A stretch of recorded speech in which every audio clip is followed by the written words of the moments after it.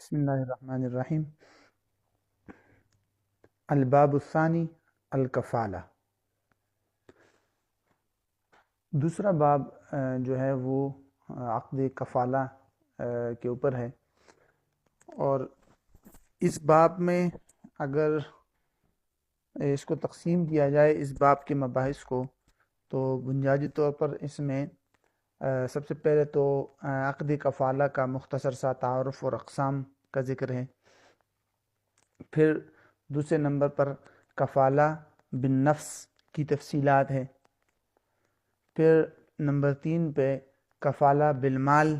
کی تفصیلات اور اس کے ضمن میں جو بھی تفصیلی باتیں آئیں گی وہ ہے کفالہ بالمال کی، اور اس کے بعد پھر آتا ہے اطراف الکفالہ اور شرائط، یعنی کہ کفالہ کے کتنے اطراف ہوتے ہیں، کتنے افراد اس میں ہوتے ہیں، اور اس کی شرائط وغیرہ کیا ہے، اس کو تفصیل سے بیان کیا ہے، اور اس کے بعد پھر کچھ اضافی جو ہے کچھ مباحث ہے وہ اس کے ساتھ ساتھ آ جائیں گے۔ تو یہ مکمل باب میں تقریباً یہ باتیں ہیں۔ اچھا، سب سے پہلے ہم دیکھتے ہیں کہ عقد کفالہ کا تعارف۔ کفالہ لغت میں کئی معنی کے لیے استعمال ہوتا ہے، اور عمومی طور پر اس کے معنی میں ضم اور التزام کا معنی پایا جاتا ہے، یعنی ملانا اور کوئی ذمہ داری اپنے سر لے لینا، اور اسی سے جو ہے کسی بچے کی پرورش کی ذمہ داری لینا بھی اسی میں معنی میں استعمال ہوتا ہے، جیسے قرآن مجید میں آتا ہے نا وَكَفَّلَهَا زَكَرِيَّا، کہ حضرت زکریا علیہ السلام نے حضرت مریم کی کفالت اور پرورش اپنے ذمہ اٹھائی۔ اسی طرح ایک حدیث میں بھی آتا ہے نا کہ انا وکافل الیتیم فی الجنت ہاکذا۔ تو یہ سارے الفاظ ہیں، عمومی طور پر تو لغت میں اس کے جو سب سے مشہور معنی ہے وہ یہی ہے، ملانا اور کوئی ذمہ داری اپنے سر لے لینا۔ جہاں تک فقہی اصطلاح کی بات ہے تو فقہی اصطلاح میں کفالہ کا مطلب ہوتا ہے ضم الذمہ الی الذمہ، یعنی ایک ذمے کو دوسرے ذمے کے ساتھ ملا دینا۔ کیا مطلب ہوگا اس کا؟ اس کا مفہوم یہ ہے کہ ایک شخص کے ذمے دین اور قرض لازم ہے، اور کوئی تیسرا شخص آ کر اس دین اور قرض کے اندر مقروض کے ذمے کے ساتھ ساتھ اپنا ذمہ بھی ملا لیتا ہے، اور قرض خواہ کو یہ اختیار دے دیتا ہے کہ وہ مقروض کے ساتھ ساتھ اس تیسرے شخص جس نے ذمہ داری اٹھائی ہے اس سے بھی قرض اور دین کا مطالبہ کر سکتا ہے۔ تو چونکہ دین کے اندر یہ دونوں افراد یعنی اصل مقروض اور تیسرا شخص دونوں مل گئے، دونوں کے ذمے مل گئے، تو اس لیے اس کو عقد کفالہ کہتے ہیں۔ ایسی صورت میں قرض خواہ کو پھر یہ حق حاصل ہوتا ہے کہ خواہ وہ اصل مقروض سے اپنے دین کا مطالبہ کرے، یا اس تیسرے شخص جس نے ذمہ داری اٹھائی ہے اس سے مطالبہ کر سکتا ہے۔ اچھا، ایک اور نقطہ یہ بھی ذہن میں رکھ لیجئے کہ عقدی کفالہ کے اندر عقدی کفالہ اور عقدی حوالہ میں فرق۔ تو عقدی کفالہ میں تیسرا شخص جس نے ذمہ داری اٹھائی ہو اس سے بھی قرض خواہ اپنے دین اور قرض کا مطالبہ کر سکتا ہے، اور جو اصل مقروض ہے اس سے بھی اپنے دین اور قرض کا مطالبہ کر سکتا ہے۔ جبکہ عقد حوالہ کے اندر ایسا نہیں ہوتا، بلکہ عقد حوالہ میں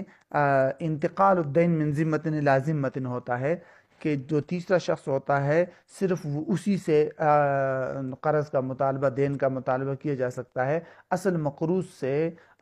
جو ہے فی الحال اصل مقروض جو ہے وہ بری ہو جاتا ہے، اس سے قرض اور دین کا مطالبہ نہیں کیا جا سکتا۔ تو عقد حوالہ کی تفصیلات تو اس کتاب میں نہیں ہے، عمومی طور پر عقد کفالہ بہت زیادہ استعمال ہوتا ہے تو اس کو ذکر کیا گیا ہے۔ اچھا، عقد کفالہ میں فریق 3 ہوتے ہیں، اس کی مزید تفصیل انشاءاللہ آگے بھی آئے گی، لیکن یہاں مختصراً ان کے نام ذہن رکھ لیجئے۔ ایک قرض خواہ، اس کو عقد کفالہ کے اندر مکفول لہو کہتے ہیں۔ دوسرا ہے مقروض یا مدیون، اس کو مکفول عنہ کہتے ہیں۔ اور تیسرا وہ شخص جس نے ذمہ داری لی ہوتی ہے اس کو سمجھ لیجئے کہ کفیل کہتے ہیں، اور مقروض یا مدیون کو جو مکفول عنہ ہے اس کو بعض فقہ کتابوں میں اصیل کا لفظ بھی اس کے لیے استعمال ہوتا ہے، اصیل۔ ٹھیک ہے، یہ تو عقد کفالہ کی مختصر سا تعارف تھا۔ عقد کفالہ کی فقہا نے دو بڑی قسمیں بیان کی ہے، ایک کو کہتے ہیں کفالہ بالنفس اور دوسرے کو کہتے ہیں کفالہ بالمال۔ کفالہ بالنفس میں جو کفیل یا تیسرا شخص ہوتا ہے وہ مکفول عنہ یا کسی شخص کو کسی خاص مقام میں حاضر کرنے کی ذمہ داری لیتا ہے، اور کفالہ بالمال کے اندر جو کفیل ہوتا ہے وہ کسی تیسرے شخص کے مال کی ادائیگی کی ذمہ داری لیتا ہے۔ دونوں کی تفصیلات آگے الگ الگ آئے گی۔ اچھا، اور فقہائے حنفیہ کے ہاں لفظ کفالہ ان دونوں قسموں کو شامل ہوتا ہے۔ جب بھی لفظ کفالہ استعمال ہوتا ہے تو وہ کفالہ بالنفس اور کفالہ بالمال دونوں کے لیے استعمال ہوتا ہے۔ اسی طرح فقہائے مالکیہ بھی جو ہے دو اصطلاحات استعمال کرتے ہیں اور دونوں کے عمومی معنی مراد لے کر دونوں میں دونوں قسمیں شامل ہوتے ہیں، جیسے حمالہ اور زمان۔ تو فقہائے مالکیہ کے ہاں حمالہ اور زمان اس کے اندر کفالہ بالنفس اور کفالہ بالمال دونوں آتے ہیں۔ ہاں البتہ وہ الگ سے کفالہ بالنفس کو حمالۃ الوجہ یا زمان الوجہ بھی کہتے ہیں، جبکہ فقہائے شافعیہ اور حنابلہ وہ دونوں کفالہ بالنفس اور کفالہ بالمال کے لیے الگ الگ اصطلاح استعمال کرتے ہیں۔ ان کے ہاں جب لفظ کفالہ بولا جاتا ہے تو اس سے کفالہ بالنفس مراد لیا جاتا ہے، اور جب زمان کا لفظ بولا جاتا ہے تو اس سے کفالہ بالمال کا مطلب مراد لیا جاتا ہے۔ تو یہ ان کی کتابوں کی مختصر سی اصطلاحات تھی۔ اب یہ تو تعارف اور اقسام کی بات ہو گئی، تو اب آتے ہیں ہم کفالہ بالنفس کی احکامات کی طرف، لیکن اس سے پہلے یہ جو ایک مادہ ہے اس کا ترجمہ دیکھ لیتے ہیں، ایک دو مادے جس میں صرف اس کا تعارف ہے، تو پھر انشاءاللہ آگے کفالہ بالنفس کی تفصیلات شروع کریں گے۔ کفالہ بالنفس کے بعد پھر کفالہ بالمال آئے گا۔ تو مادہ نمبر 12، الکفالۃ ضم ذمۃ الی ذمۃ، کفالہ ایک ذمے کو دوسرے ذمے سے ملانے کو کہتے ہیں، اور اس کا مفہوم یہ ہے کہ مقروض کے ذمے میں دین اور قرض ہو تو ایک تیسرا شخص اس کی ادائیگی اپنے ذمے میں لے لیتا ہے اور اپنا ذمہ مقروض یعنی کہ اصل مدیون کے ذمے کے ساتھ ملا لیتا ہے۔ وَيَكُونُ الدَّيْنُ فِي ذِمَّةِ كِلَيْهِمَا، اور پھر جو قرض یا دین ہے وہ دونوں کی ذمے لازم ہو جاتا ہے، اور دائن یعنی قرض خواہ کو یہ حق حاصل ہوتا ہے کہ دونوں میں سے جس سے بھی چاہے مطالبہ کر سکتا ہے۔ ٹھیک ہے، اچھا ایک منٹ، اور اس کو جو ہے کفالہ بالمال کہتے ہیں۔ والمدیون یسمى مکفولا عنہ او اصیلا، اور مدیون کو مکفول عنہ یا اصیل کہتے ہیں، دائن کو مکفول لہو کہتے ہیں۔ والذی یضم ذمتہ الی ذمۃ نفسہ یسمى، اور وہ شخص جو مدیون یا مقروض کا ذمہ اپنے ذمے کے ساتھ ملا لیتا ہے یا اپنا ذمہ جو ہے ذمہ داری لیتا ہے اس کو کفیل یا حمیل کہتے ہیں۔ ٹھیک ہے،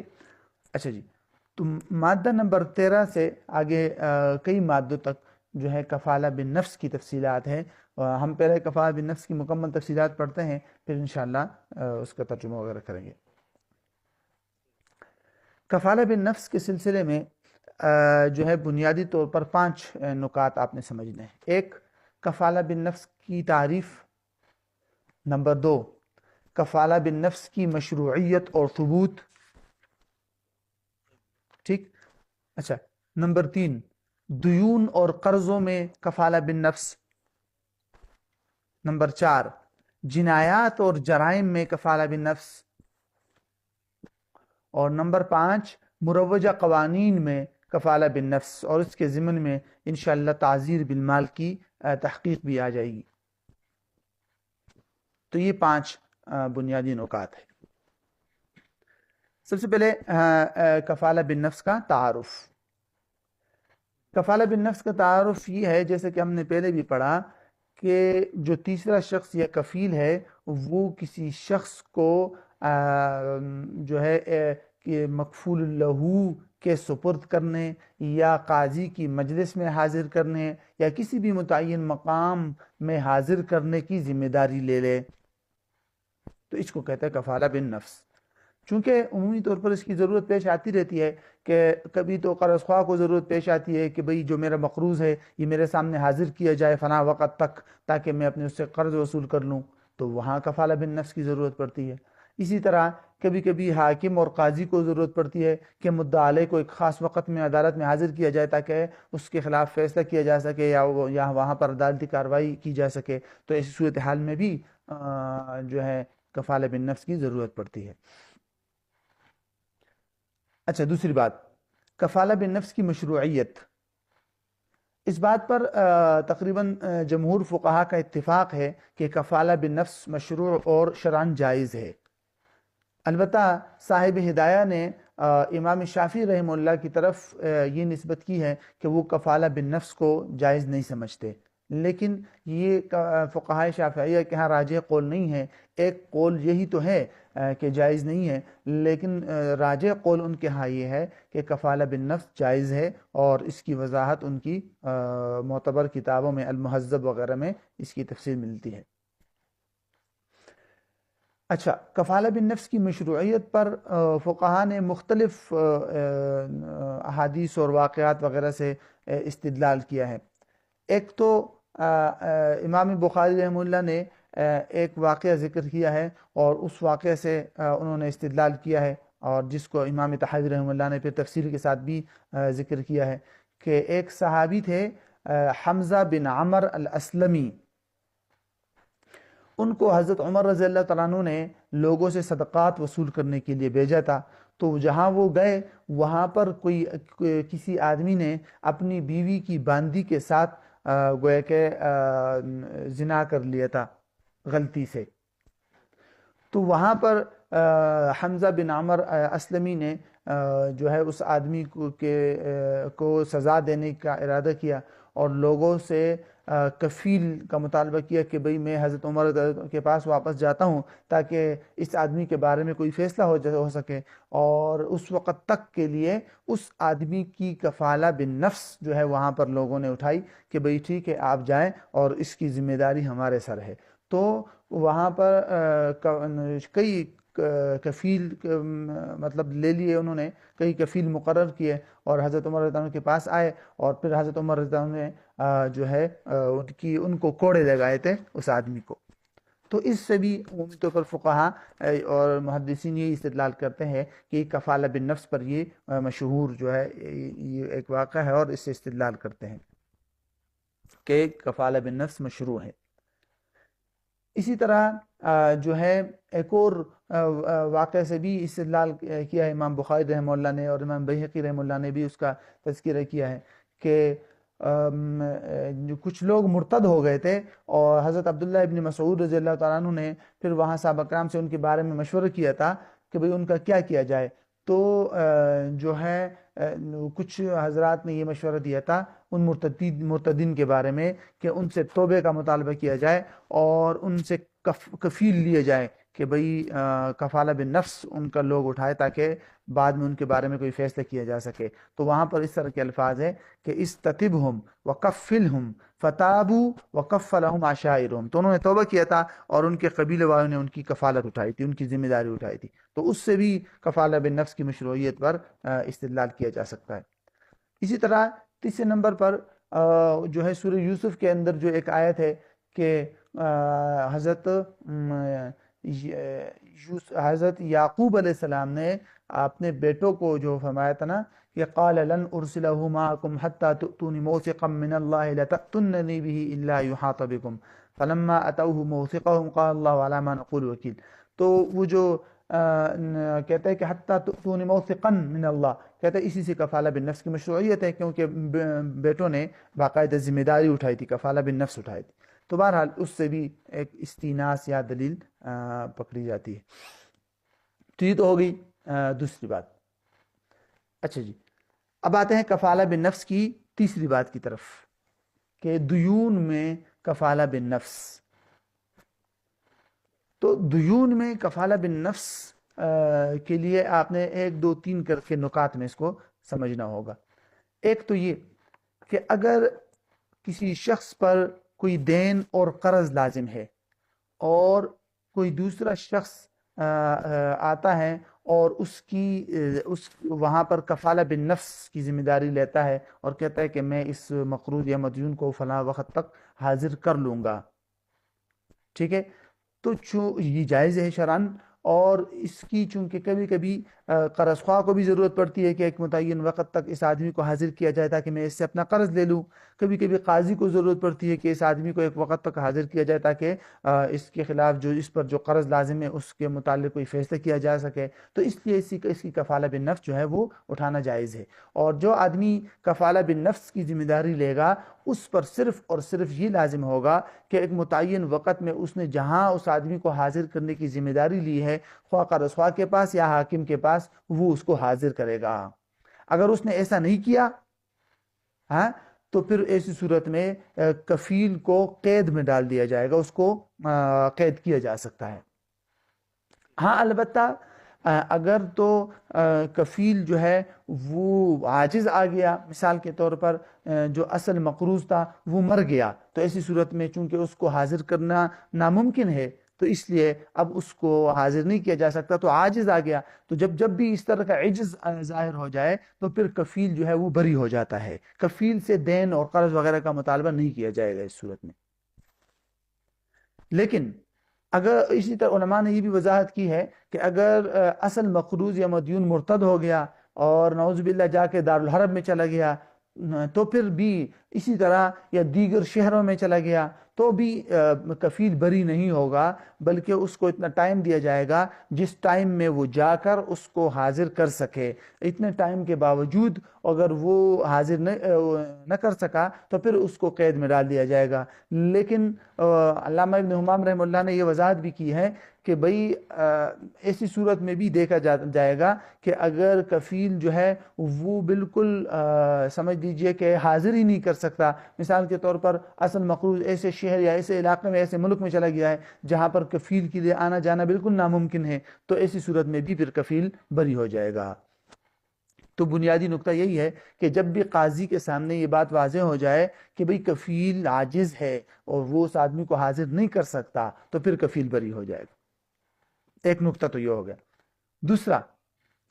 ایک سوال ہے کہ جس آدمی نے دیون کے سلسلے میں مقروض کو حاضر کرنے کی ذمہ داری لی ہے اور کفالہ بن نفس میں کفیل بنا ہے، کیا جب وہ مقروض یا مدیون کو حاضر کرنے سے عاجز آ گیا تو کیا اس سے دین کفیل سے دین اور قرض کا مطالبہ کیا جائے گا یا نہیں؟ تو اس سوال کے جواب میں 2 صورتیں ہیں. ایک صورت تو یہ ہے کہ دیون یا قرضوں کے سلسلے میں کفیل نے صرف اور صرف مقروض کو حاضر کرنے کی ذمہ داری لی ہو کہ بھئی میں فلاں وقت تک اس مقروض یا مدیون کو حاضر کر لوں گا. تو ایسی صورت میں جمہور علماء کی رائے یہ ہے کہ بس اس کی ذمہ داری یہ ہے کہ اس متعین وقت میں اس متعین مقام تک جو ہے اس مقروض کو حاضر کرے. اگر تو عاجز آ گیا تو بس وہ بری ہو جائے گا، اس سے دین اور قرض کا مطالبہ کفیل سے نہیں کیا جائے گا. ٹھیک ہے. البتہ جو ہے امام حکم رحمہ اللہ اور اسی طرح مالکیہ کے ہاں کفالہ بن نفس کے اندر وہ کہتے ہیں کہ کفالہ بن نفس جب دیون وغیرہ سے متعلق ہو تو وہاں پر خود بخود کفالہ بالمال بھی منعقد ہو جاتا ہے. اگر تو کفیل نے مدیون کو حاضر نہ کر سکا کفیل تو ایسی صورت میں پھر کفیل سے دین کا مطالبہ کیا جائے گا. تو گویا کہ ان کے ہاں جب دیون کے سلسلے میں کفالہ بن نفس ہو تو اس کے ضمن میں خود بخود کفالہ بالمال بھی منعقد ہو جاتا ہے، لیکن دیگر ائمہ کے ہاں ایسا نہیں ہے. دوسری صورت یہ ہے کہ کفیل بن نفس نے کفالہ بن نفس کی ذمہ داری لیتے ہوئے باقاعدہ عقد کفالہ میں یہ شرط لگا لی کہ اگر وہ مدیون کو ایک متعین وقت میں ایک متعین مقام تک حاضر نہ کر سکا تو دین کی ادائیگی وہ کرے گا. کفیل نے باقاعدہ یہ شرط لگا لی. تو ایسی صورت میں گویا کہ یہ کفالہ بالمال ہے جس کو معلق کیا گیا ہے. کہ اگر تو کفیل نے مدیون کو ایک متعین وقت تک متعین مقام تک حاضر کر لیا تو کفالہ بالمال منعقد ہی نہیں ہوگا، اور اگر حاضر نہ کر سکا تو کفالہ بالمال منعقد ہو جائے گا۔ گویا کہ کفالہ بالمال کو ایک واقعہ پر اور ایک امر پر اس کو معلق کیا گیا ہے۔ اب یہ جائز ہے یا نہیں؟ تو اس صورت میں امام ابو حنیفہ اور امام ابو یوسف بلکہ امام احمد رحم اللہ ان سب کی رائے یہ ہے کہ یہ کفالہ جو ہے یہ منعقد ہو جائے گا، یعنی یہ درست ہے، کفالہ بالمال کو یوں معلق کرنا درست ہے، اور ایسی صورت میں کفالہ بالنفس بھی ہوگا، ٹھیک ہے، یعنی اس کی ذمے اصل ذمہ داری تو مکفول کفیل کے ذمے کفالہ بالنفس کی ہوگی کہ اس آدمی کو حاضر کرے، کفالہ بالنفس کی ذمہ داری اس کی ختم نہیں ہوگی، اور اگر وہ حاضر نہ کر سکا تو وہ جو کفالہ بالمال معلق کیا تھا وہ منعقد ہو جائے گا، اور پھر اس سے کفیل سے پھر جو ہے اس کا مطالبہ کیا جائے گا، قرض کا مطالبہ کیا جائے گا۔ جبکہ امام شافعی رحمہ اللہ اور امام محمد رحمہ اللہ کی طرف یہ بات منسوب کی گئی ہے کہ انہوں نے کہا کہ یہ جو کفالہ بالمال معلق کیا گیا ہے اس بات پر کہ وہ اصل مقروض کو ایک وقت تک حاضر کرے گا، حاضر نہ کر سکا تو تب کفالہ بالمال منعقد ہوگا، تو ان کے ہاں چونکہ یہ کفالہ معلق علی الخطر ہے تو یہ درست نہیں ہے، کیونکہ آگے انشاءاللہ ہم پڑھیں گے کہ کفالہ کو کسی بات پر معلق کرنا اور اس کی تعلیق درست نہیں ہے، تو یہاں پر بھی کفالہ بالمال کو معلق کیا گیا ہے تو اس لیے یہ درست نہیں ہے۔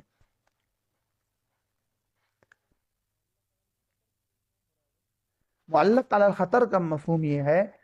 کہ انہوں نے یہ کہا کہ بھئی میں اس مدیون یا مقروض کو ایک متعین وقت تک حاضر کروں گا، اگر میں حاضر نہ کر سکا تو تب یہ کفالہ بالمال ہوگا اور تب ہی مجھ سے دین کا مطالبہ کیا جائے گا۔ تو کفالہ بالمال کو ایک ایسی بات پر معلق کیا جس کا وجود میں آنا اور نہ آنا دونوں ممکن ہے۔ ممکن ہے کہ یہ آدمی اس کو حاضر کر لے اور کفالہ بالمال منعقد ہی نہ ہو، اور یا یہ بھی ممکن ہے کہ وہ آدمی اس مقروض کو حاضر نہ کر سکے اور کفالہ بالمال منعقد ہو جائے۔ تو کفالہ بالمال کا وجود میں آنا اور نہ آنا دونوں برابر ہے، اسی کو کہتے ہیں معلق علی الخطر، ٹھیک ہے، تو اس لیے یہ ان کے ہاں درست نہیں ہے۔ البتہ حضرت نے لکھا ہے کہ ٹھیک ہے، فقہائے شافعیہ کی طرف تو یہ نسبت صحیح ہے، لیکن امام محمد کی طرف یہ نسبت صحیح نہیں ہے۔ امام محمد نے کتاب الاصل میں باقاعدہ اس کی وضاحت کی ہے کہ یہ درست ہے۔ تو بہرحال خلاصہ یہ نکلا کہ فقہائے شافعیہ کے علاوہ دیگر تمام ائمہ کے ہاں یہ صورت درست ہے اور اس طرح کی شرط رکھی جا سکتی ہے، ٹھیک ہے۔ تو یہ ہو گیا گویا کہ یہ تیسری بات ہو گئی، ٹھیک ہے، کہ دیون اور قرضوں میں کفالہ بن نفس۔ چوتھی بات کی طرف آتے ہیں کہ جنایات اور جرائم وغیرہ میں کفالہ بن نفس، کہ جو حدود اور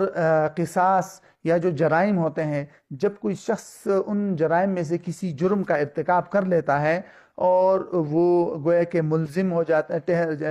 وہ ملزم ہو جاتا ہے، تو کیا اس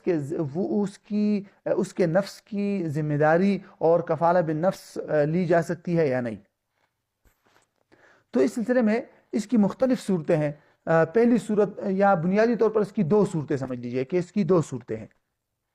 کہ اس ملزم کو قاضی کی مجلس اور عدالت تک حاضر کرنے کی ذمہ داری کوئی آدمی لے سکتا ہے یا نہیں، تاکہ اس کے ذمے جو ہے وہاں پر کوئی جرم کی کارروائی کی جا سکے اور ثابت کیا جا سکے یا نہیں۔ تو اس سلسلے میں پہلی صورت تو یہ ہے کہ اگر وہ جنایت یا جرم ایسا ہے کہ جس کی وجہ سے انسان پر حد لازم ہوتی ہے اور وہ ہے بھی خالص اللہ تعالیٰ کا حق، جیسے حد زنا، شراب پینے کا حد، ٹھیک ہے، تو ایسی صورت میں ائمہ اربعہ کی رائے یہ ہے کہ اس صورت میں کفالہ بالنفس جائز نہیں ہے۔ ہاں البتہ صرف فقہائے شافعیہ کا ایک قول ایسا ملتا ہے جن کے ہاں اس صورت میں بھی کفالہ بالنفس جائز ہے، اور وہ وجہ یہ بیان کرتے ہیں کہ بھئی حدود تو شبہات کی وجہ سے ختم ہو جاتے ہیں، ٹھیک ہے، تو جب حدود ہلکے سے ہلکے شبہ کی وجہ سے بھی حد ساقط ہو جاتی ہے تو اس کے لیے استیثاق یا توثیق جو ہے اس کے مناسب نہیں ہے، کیونکہ یعنی حدود کے بارے میں شریعت کا بھی یہ ایک مزاج ہے کہ جتنا کم ہو حد کو جو ہے لازم مطلب حد جاری کیا جائے. اور تو اس لیے اب استیثاق اور توثیق تو ان چیزوں کے لیے مناسب ہے کہ جن چیزوں کو ساقط کرنا جو ہے اصل مقصود نہ ہو. تو اب ایک طرف شریعت کا مزاج تو یہ ہے کہ حدود کو ساقط کیا جائے، اگرچہ شبہ چھوٹا سا بھی شبہ ہو حدود ساقط ہو جائے، اور دوسری طرف کفالہ وغیرہ کے ذریعے سے انہی حدود کی استیثاق اور پختگی کی جائے، تو یہ شریعت کے مزاج کے خلاف ہے. تو اس لیے عمومی طور پر ائمہ اربعہ کے ہاں جو جرائم حدود سے تعلق رکھتی ہے اور خالص اللہ تعالیٰ کا حق ہے تو ان کی کفالہ بالنفس درست نہیں ہے، سوائے فقہائے شافعیہ کے ایک قول کے. ٹھیک ہے، اور یہ عام ہے، خواہ جو مجرم ہے وہ راضی ہو یا نہ ہو، اور خواہ اس پر گواہ وغیرہ جو ہے وہ موجود ہو یا نہ ہو، اس کے ساتھ اس کا کوئی تعلق نہیں. دوسری صورت، وہ حدود اور وہ سزائیں جو خالص بندے کا حق ہے، جیسے تہمت کی سزا، چوری، قصاص وغیرہ. اب اس سلسلے میں فقہاء کے مختلف آراء ہے. فقہاء شافعیہ کی رائے تو یہ ہے کہ ان حدود کی کفالہ بالنفس شرعاً درست ہے. فقہاء مالکیہ اور حنابلہ کی رائے یہ ہے کہ درست نہیں، کہ ایسی سزاؤں کے مرتکب شخص کی طرف سے کفالہ بالنفس لینا بھی درست نہیں ہے اور جائز نہیں ہے. فقہاء حنفیہ کے ہاں یہ تفصیل ہے کہ اگر تو اصل مجرم وہ راضی ہو تو پھر تو کفالہ بالنفس درست ہے، اس کی طرف سے کوئی اور اگر کفیل بنتا ہے تو یہ درست ہے. لیکن اگر اصل مقروض یعنی اصل مجرم جو ہے وہ راضی نہیں ہے کفیل دینے پر کہ میری نفس یا میری ذات کی طرف سے کوئی آدمی کفیل بن جائے، وہ اس پر راضی نہیں ہے، تو ایسی صورت میں امام ابو حنیفہ رحمۃ اللہ علیہ کے نزدیک اس کی طرف سے کوئی اور آدمی کفیل نہیں بن سکتا، کیونکہ کفالہ تو جبرن نہیں ہو سکتا. البتہ صاحبین کے ہاں اس کی طرف سے کفیل جو ہے وہ ذمہ داری لے سکتا ہے اگرچہ وہ راضی نہ ہو. ٹھیک ہے، اور یہ جو دوسری صورت ہم نے پڑھی، اسی صورت کے اندر تعزیر بھی آئے گی، کہ جس صورت میں حد لازم نہیں ہوتی بلکہ تعزیر لازم ہوتی ہے، تو اس میں بھی یہی تفصیل ہوگی کہ فقہاء شافعیہ کے ہاں درست ہے، مالکیہ اور حنابلہ کے ہاں درست نہیں ہے. اور جہاں تک حنفیہ کی رائے ہے تو اگر اصل مجرم جو ہے وہ راضی ہے تو پھر سب کے ہاں کفالہ بالنفس درست ہے، اور اگر وہ راضی نہیں ہے تو امام صاحب کے ہاں درست نہیں اور صاحبین کے ہاں درست ہے. ٹھیک ہے، یہ تو ہو گیا اس کا خلاصہ. اب اسی سے دو صورتیں تھی اور دو صورتوں کا خلاصہ ہو گیا. تو جو فقہاء حدود اور جرائم وغیرہ میں کفالہ بالنفس کو صحیح نہیں سمجھتے تو وہ عمومی طور پر سنن بیہقی کی ایک روایت سے استدلال کرتے ہیں، جس میں آپ صلی اللہ علیہ وسلم کی ایک حدیث ہے کہ لا کفالۃ فی حد. ہاں، لیکن اسی پر پھر امام بیہقی رحمہ اللہ نے اور دیگر فقہاء نے اس حدیث کو منکر قرار دیا ہے، کیونکہ انہوں نے لکھا ہے کہ اس کی سند میں جو ہے عمر بن ابی عمر الدمشقی ہے اور اس کو منکر الحدیث قرار دیا گیا ہے. بہرحال اس حدیث کو سند کے اعتبار سے ضعیف قرار دیا کہ یہ درست نہیں ہے. اچھا، اب حضرت کی رائے کو دیکھتے ہیں، آخری نقطہ کہ حضرت شیخ صاحب کی کیا رائے ہے. حضرت فرماتے ہیں کہ میری رائے یہ ہے کہ جن حدود میں خالص بندے کا حق ہے، جیسے کہ تہمت کی سزا، قصاص کی سزا، چوری کی سزا وغیرہ، تو وہاں پر تو کفالہ بالنفس میں ان حضرات کی رائے کو لینا چاہیے جو کفالہ بالنفس کو جائز سمجھتے ہیں. ٹھیک ہے، جہاں تک ان حدود اور جرائم کی بات ہے جو خالص اللہ تعالیٰ کا حق ہے، جیسے حد زنا ہو گیا، تو وہاں حضرت فرماتے ہیں کہ اگر تو زنا اقرار سے ثابت ہو چکا ہو تو پھر اس کی کفالہ بالنفس درست نہیں ہے، کیونکہ جس آدمی نے زنا کا اقرار کیا ہو وہ تو کسی وقت بھی رجوع کر سکتا ہے اپنے اقرار سے، حتیٰ کہ جس وقت اس پر حد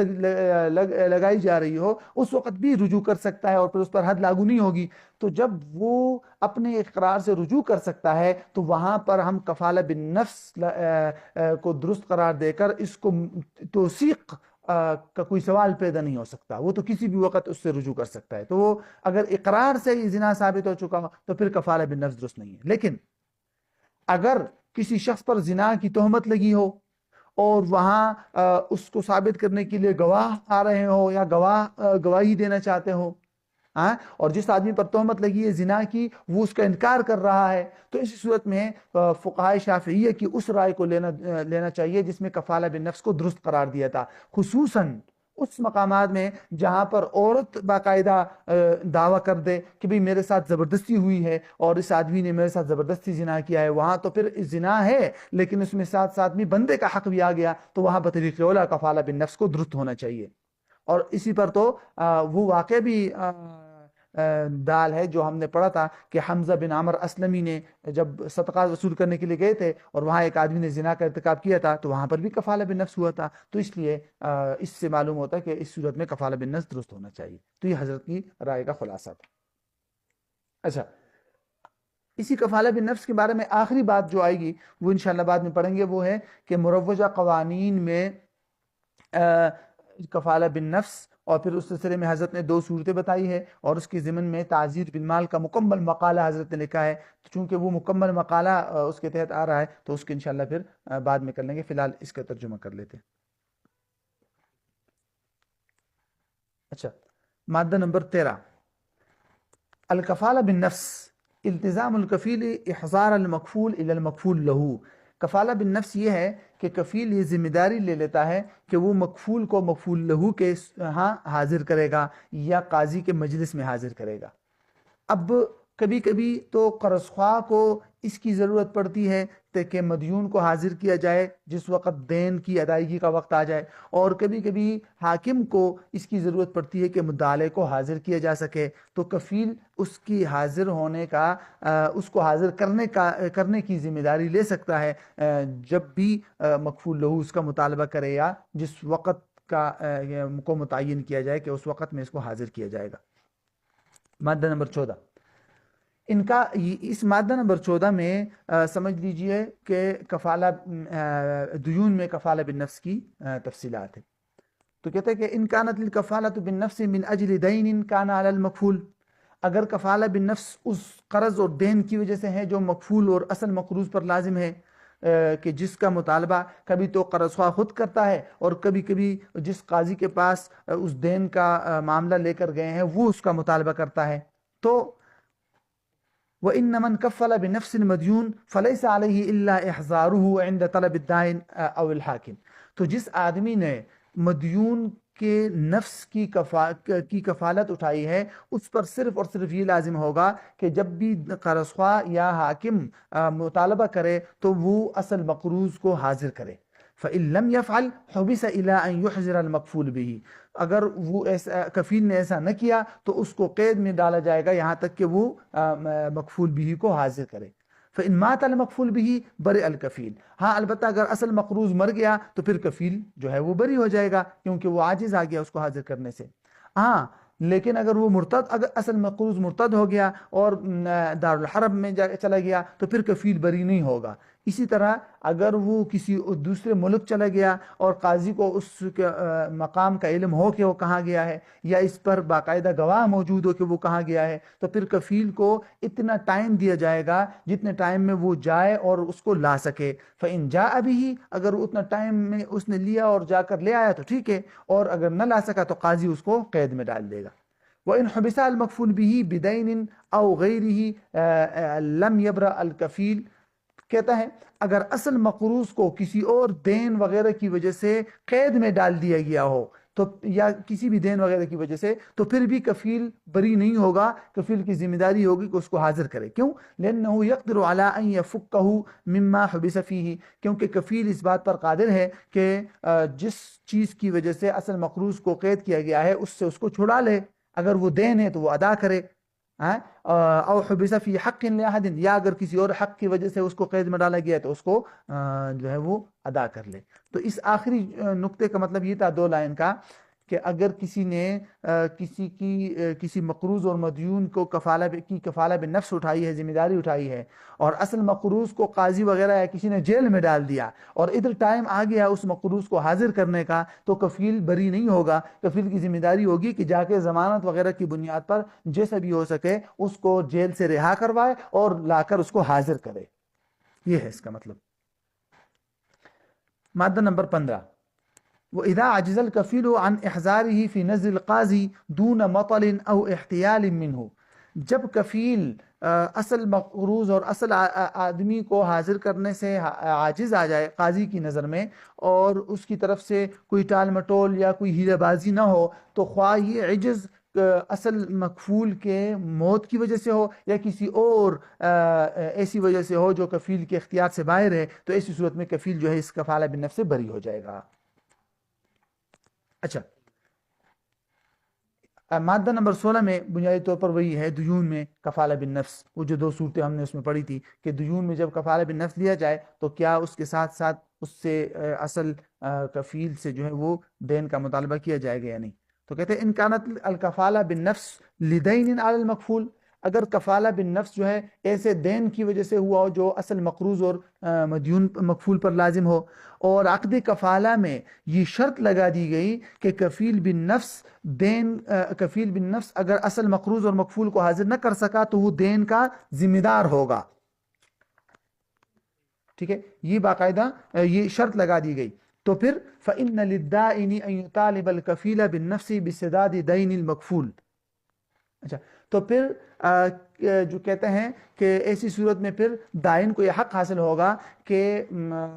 کفیل سے، جس کفیل نے کفالہ بالنفس کی ذمہ داری اٹھائی ہے، وہ اس سے مطالبہ کرے کہ اصل مکفول کا دین جو ہے وہ ادا کرے۔ لیکن اما اذا لم يشترط ذلك في الكفالہ بالنفس، البتہ اگر کفالہ بالنفس میں کفالہ بالمال کی کوئی شرط نہ لگائی گئی ہو تو پھر ایسی صورت میں کفیل پر اصل مقروض کے دین کی ادائیگی لازم نہیں ہوگی اگر تو وہ اس کے حاضر کرنے سے عاجز ہو جاتا ہے تو،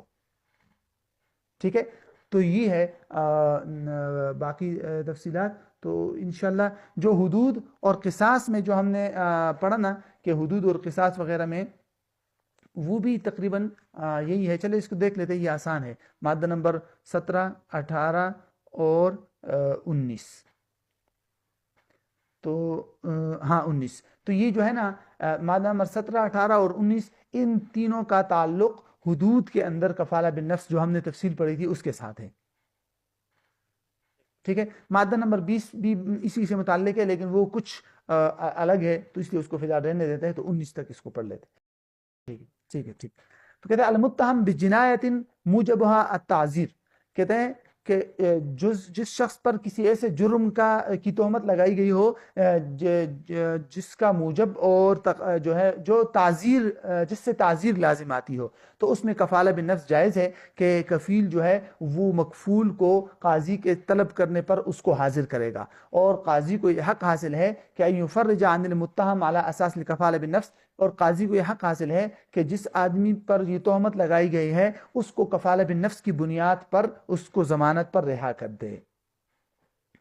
ٹھیک ہے، کیونکہ لوگوں نے ضمانت اٹھائی ہے، جو آج کل ضمانت کا ایک وہ ہے، وہ اسی کفالہ بالنفس ہی کے اندر تو آتا ہے کہ مجرم کو ضمانت کی بنیاد پر رہا کیا جاتا ہے، وہ اسی کفالہ بالنفس میں ہی تو آ رہا ہے۔